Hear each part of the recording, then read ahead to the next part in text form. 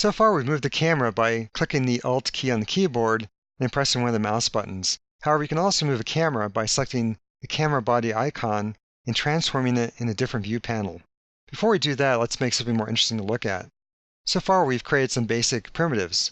Let's create one that's a little bit more complex. If I go back to Create, go back to Polygon Primitives, the last few primitives are more complex in shape. In fact, it'll require you to click-drag more than one time to create them.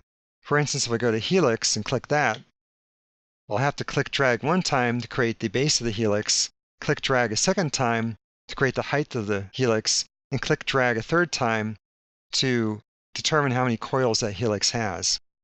So there is a helix. Now, in order to find the camera body for the perspective camera, I'm going to have to look in some of the other view panels. A quick way to do that is just to press the spacebar on your keyboard. Now I'll minimize that window, and now I have a 4-view layout. Now I don't see any camera bodies at this point. In fact, I know that Maya hides the camera bodies by default. I can tell that by going to the outliner. If I go up to Window, Outliner, I can see that the camera nodes are grayed out. In other words, the names for the cameras have a gray color as opposed to the white color. A quick way to display whatever is hidden inside Maya is to go up to the Display menu and choose Show All. So Display, Show All. When I click that, everything that was hidden becomes visible once again. And in fact, in the outliner, I can see that the names of my cameras are white once again. Now I still have to go find out where the camera body is. So I'm going to minimize the outliner.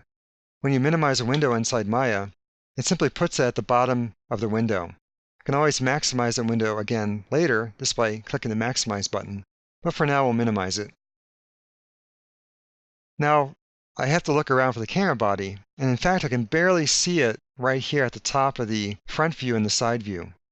Now, what I can do is use my camera keys or camera controls in those other view panels to change my view. So I can use my Alt middle mouse button to scroll until I see the camera body better. I'll do that on the side also. I can also use my dolly control, Alt right mouse button, to get closer.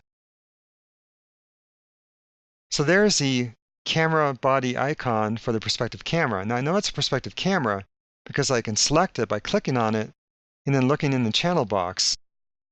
And in the channel box, you'll see it says Persp for perspective. Now I don't see the camera body in the top view. It's off the edge of the frame. But I can use my camera controls to, again, scroll around or dolly around until I find it.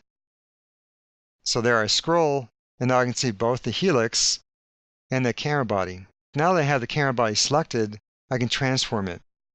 And that's when I'll use my transform tools in the toolbox.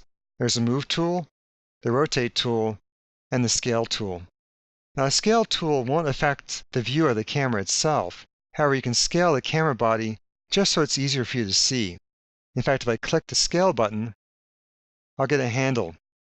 This will allow me to scale that selected object, in this case, the camera. Now, the way the handle works is it has a handle for each transform. In other words, a handle for each axis direction. And those are color-coded to match the axis direction that's used to determine the 3D space. The green is the y-axis, the blue is the z-axis, and the red is the x-axis.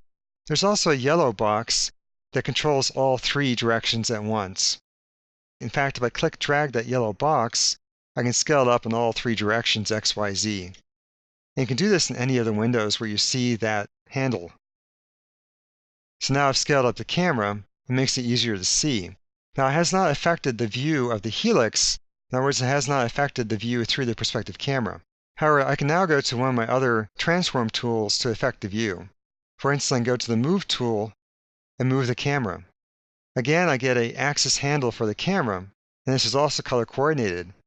The green is Y, the red is X, and the blue is Z. There's also a hollow yellow box in the center, which allows me to freeform move the camera. So if I go to the top view, click-drag that yellow box, I can freeform move the camera.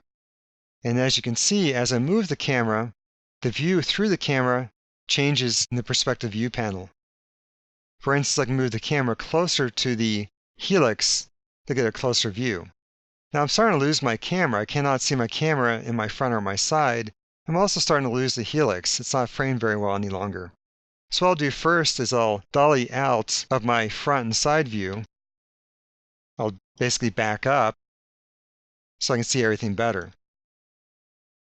And now once I see the camera body better, what I can do is move the camera down in the Y direction. What you can also do with the axis handle when you're using the move tool is just click one axis and move it along that particular axis. So if I click the green handle, you see the other handles disappear. I can just move it along the Y.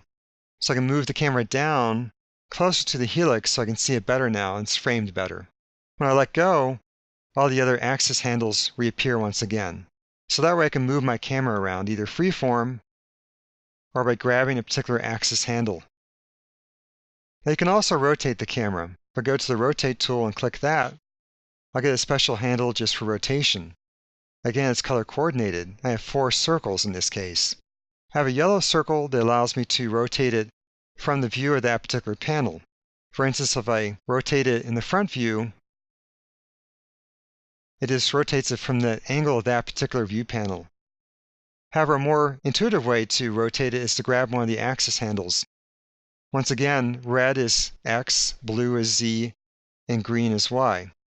When it comes to rotating the camera, the rotations actually correspond to common camera moves. For instance, if I grab the red handle and click drag, that tilts the camera up and down. If I click drag the blue handle, that tilts the camera side to side like a Dutch angle. If I click drag the green handle, that rotates the camera as if it were a pan, in other words, left to right. So you can use the rotation tools to really help create a good composition to frame up what you're looking at much easier. So by using the transform tools that move, the rotate, and the scale, it becomes very easy to move your camera and to change your view so things are framed nicely.